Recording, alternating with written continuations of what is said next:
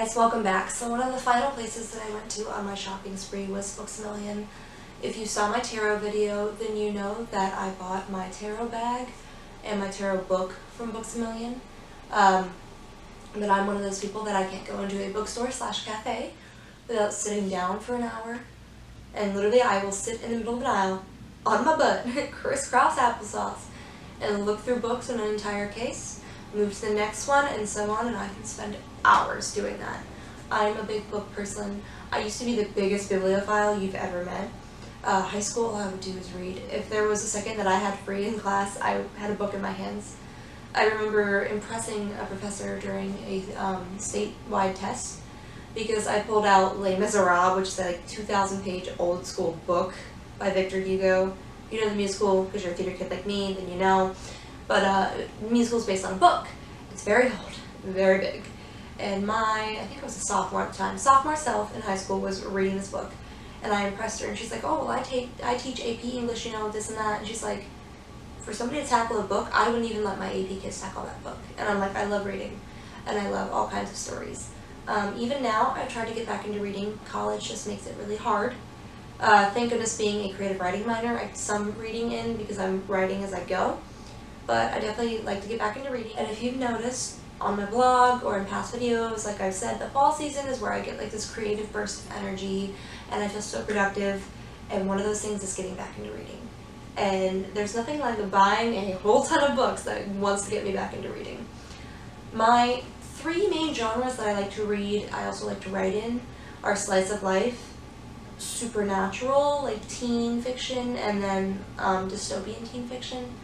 But I've kind of been leaning towards more slice of life recently. I don't know if just because as becoming an adult, I lean farther away from things.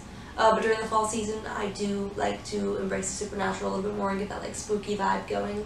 But I want to show you some of the books that I got from Books A Million that weren't my tarot book. Make this like my first reaction, you know, judging a book by its cover kind of thing. So this has a quote at the top. It says, "Prepare for the adorable," and it's from Justine Magazine. And it's called P.S. I Like You by Casey West. And she's the author of By Your Side, which I'm not familiar with. Here's the cover. I like it. It's cute, trendy, modern, adorable, slice of life kind of thing. Definitely has like those high school romance indie vibes for me. And the back is super cute. It's got a little note up here and it's very more, I don't know how to describe it. It's a lot more cutesy and sophomoric than the cover, but I like it. I think it definitely creates that high school vibe. And it says, signed, sealed, delivered. While spacing out in chemistry class, Lily scribbles some of her favorite song lyrics onto her desk. The next day, she finds that someone has continued the lyrics on the desk and added a message to her. Intrigue! Soon, Lily and her anonymous pen pal are exchanging full-on letters, sharing secrets, recommending bands, and opening up to each other. Lily realizes she's kind of falling for this letter writer. Only who is he? As Lily attempts to unravel the mystery, she discovers that matters of the heart can't always be spelled out. And then at the bottom, they just have your go-to praise for the novel. I definitely like how they kept it short and sweet, literally a few sentences broken up into two separate small paragraphs. And those two small paragraphs intrigued me a lot. I mean, literally she said, intrigue, that wasn't me, that was on there. Flipping open, it keeps up with that cutesy theme. The chapter headings are all, you know, like doodly kind of fonts. I really like. It's just the right length. It's, you know, a couple hundred pages, not bad, especially for the size of the book. And it was only $10 at Books A Million, so I'm not complaining. I definitely am going to be into this one, I feel like. The next one I fell in love with, I kind of fell in love with, A, for the price, but also B, because the cover is really cute. And it's an autographed copy, so it's signed by the author. And the little review snippet they've always put at the top says, funny and entertaining, from the New York Times Book Review. And it's called The Probability of Miracles by Wendy Wonder. She's the author of the Museum of Intangible Things, which, reading that, I just realized I just bought her other book, too. I did buy the Museum of Intangible Things. It's actually next. But this is the cover. It's kind of like cutesy meets astrology. So I wonder if this is going to be anything moderately related to like horoscopes or tarot or something. I feel like it's going to be really cool. The back says, Campbell Cooper has never been in love, and if the doctors are right, she'll never have the chance. For the last 7 years, 17-year-old Cam has been in and out of hospitals, fighting the cancer that is waging a war on her body. So when she's told she needs a miracle, moving 1,500 miles north of Promise, a place where amazing, unexplainable events are said to occur, is not how Cam wants to spend the short time she has left. If science can't cure her, what makes her mom think the mystical powers of Miracle Town will? But even Cam can't deny that strange things happen in Promise. The field of electric purple dandelions grows on a hillside. The sunsets last for hours. Hot pink flamingos come to rest in the frigid Atlantic. An adorable boy named Asher keeps popping up exactly when Cam needs him. And then a mysterious envelope arrives containing a list of things for Cam to do before she dies. As she checks each item off the list, Cam finally learns to believe in love, in herself, and maybe even in miracles, as improbable as they seem. And 17.com described it as wonderfully bittersweet. It's only $4 because it's part of the, I think, the buyback system they do, where you can buy used books at Books A Million. I feel like I'm going to actually really like this. I like slice of life that has like a hint of the unexplainable in it. If you're familiar with the Southern Gothic writing style, it uses like unexplainable phenomena into the natural world. And while this may not be Gothic, it does kind of mirror that writing style where using unexplicable things, inexplicable phenomena, hints of like supernatural to further a storyline without making it into something that's completely fictional that you wouldn't believe. And that's what I got from reading that. So I'm really hoping that it's going to be that way because this actually looks very good and I'm kind of excited. I don't know what it is for me, but I fall in love with book covers. Yes, I judge a book by its cover, but when you only have so long in a store and you're going through every bookshelf, it's kind of what you have to do. I'm a big fan of using people on the covers. Again, especially I'm a slice of life reader. That's what I do. I love reading slice of life. And the cover images sometimes help me envision the characters, which I really like. But I just touched on Wendy Wonder's other book. This is the book that I mentioned, The Museum of Intangible Things. The cover is absolutely gorgeous and adorable. Very indie, I don't know, kind of spring themes. Pastels, definitely woodsy. The back says, the back is just the praise for the book, I guess. So, because it's a hardcover, which was $6 as part of the buyback system, like I mentioned. Yes, okay, I was about to say, like, they better have a description, and it's on the inside. Pretty sure I read this. Yes, I did. Okay. Loyalty, envy, obligation, dreams, disappointment, fear, negligence, coping, elation, lust, nature, freedom, heartbreak, insouciance, audacity, gluttony, belief, God, karma, knowing what you want. Is probably a French word for this. Saying yes, destiny, truth, devotion, forgiveness, life, happiness ever after. Hannah and Zoe haven't had much in their lives, but they've always had each other.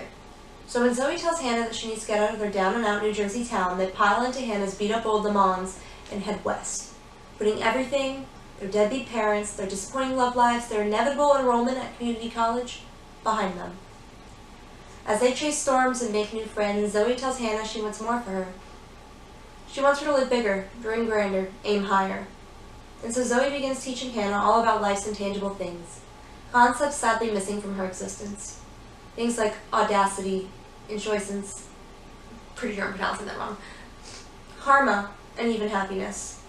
An unforgettable read from the acclaimed author of The Probability of Miracles, The Museum of Intangible Things, sparkles with the humor and heartbreak of true friendship and first love. I'm a big fan of romance in books, but sometimes you need a really good Bildungsroman, coming-of-age novel, to, I don't know, just get you through life, especially when you hit humps in life. Sometimes having a novel like this where it's about self-discovery and friendship is a bit better than having a novel where she finds herself in a guy and that's how she discovers herself. So I really like this. The next book I got is In Some Other Life, a novel by Jessica Brody, and it says, what if you had made a different choice? And this is the cover. So it's a girl, it's the same pair of feet, but two different styles, which I was kind of like dumbfounded by that, but then when you read the back, it makes so much sense. Also, really like the side, it's floral, so this is what caught my eye actually.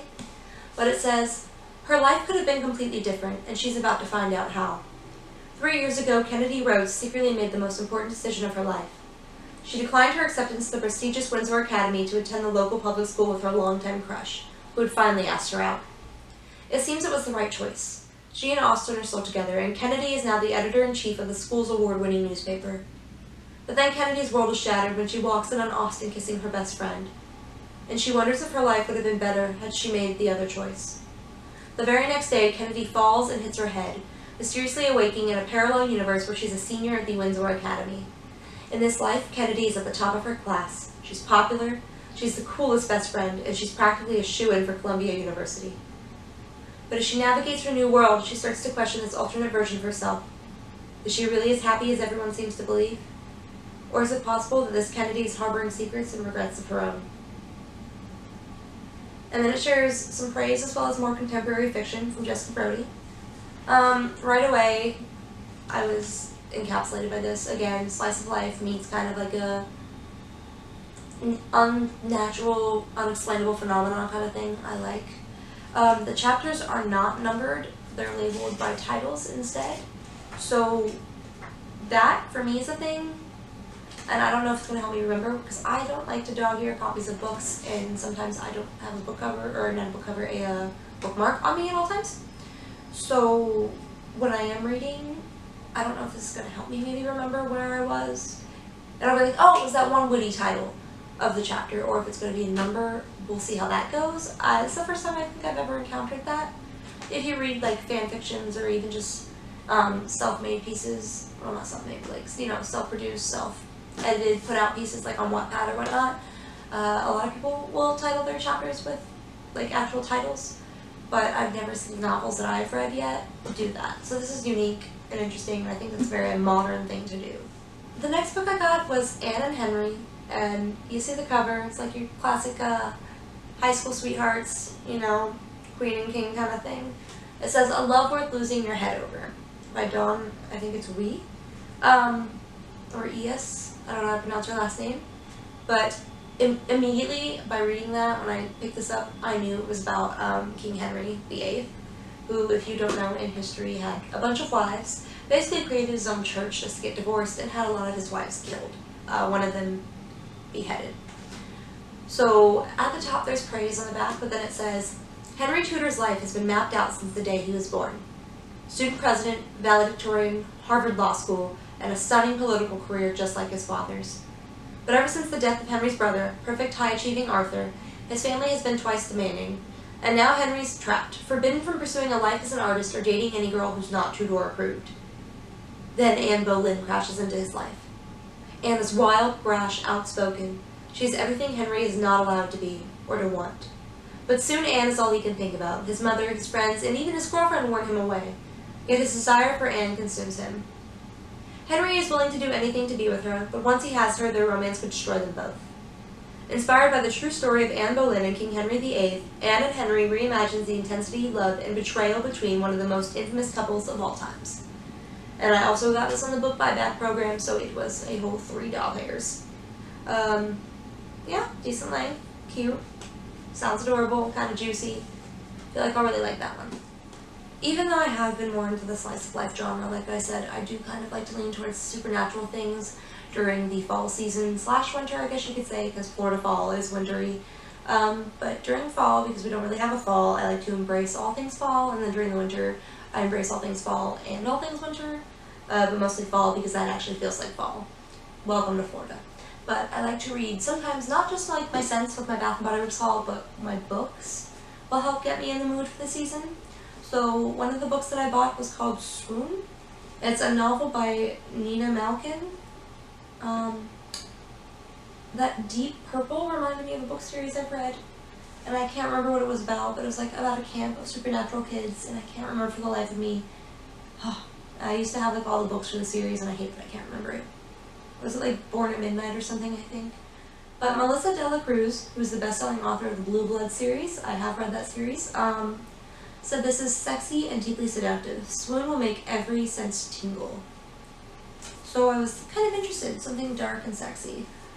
And it says, Sin is coming, prepare to swoon. Torn from her native New York City and dumped into the land of cookie-cutter preps, Candace is resigned to accept her posh, dull fate. Nothing ever happens in Swoon, Connecticut, until Dice's perfect privileged cousin Penelope nearly dies from a fall from an old tree, and her spirit intertwines with that of a ghost. His name? Sinclair Youngblood. His name? Sinclair Youngblood powers. His mission? Revenge. And while Penn is oblivious to the possession, Dice is all too aware of Sin. She's intensely drawn to him, but not crazy at all about the havoc he's wrecking. Determined to exorcise the demon, Dice accidentally sets Sin loose, giving him flesh. Makes him formidable. Now she must destroy an even more potent and irresistible adversary before the whole town succumbs to Sin's will. Only trouble is, she's in love with him. What do you do when the boy of your dreams is too bad to be true? Karen Marie Moning, who is the best-selling author of the Highlander and Fever series, says that this is fast, sexy, clever. Fans of Twilight have a new heroine to root for. I couldn't put it down. This book is only $4 from the buyback system, not bad. The fact that we're still referencing Twilights in reviews for things made me wonder how old this book is, and then I realized copyright was 2009, so that explains it. It's been 9 years. Doesn't matter to me though. Embrace the classics. Calling the classics 9 years old. I probably just assaulted a lot of old people. Oops, my bad. Chapters in here. Roman numerals instead of numbers. Not super crazy about that, but I feel like they might have a way to fit that into their concept for the novel. It does sound really dark and sexy, and I'm kind of glad I want to embrace this during the Halloween season. I might pick this one up first before I read the rest. And then last but not least, I wanted to kind of get in that fall/winter transition next month during November, so I decided to pick up a book that really attracted my eye, and it's called Winter Song, a novel by S.J. Jones.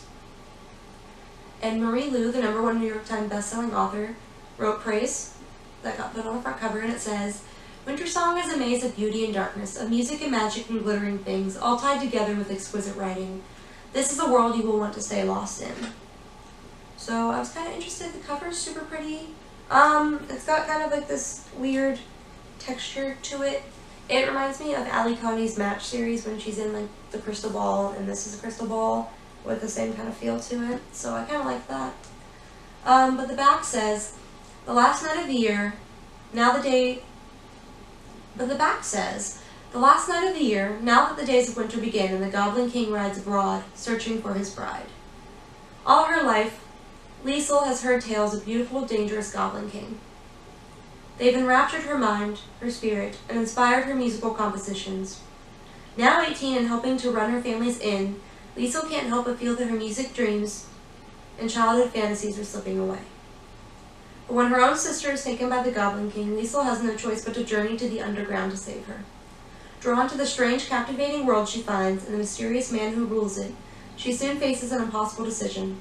And with time and the old laws working against her, Liesl must discover who she truly is before her fate is sealed. Dark, romantic, and powerful, Winter Song will sweep you away into a world you won't soon forget." And there's praise from a couple authors and book reviewers as well.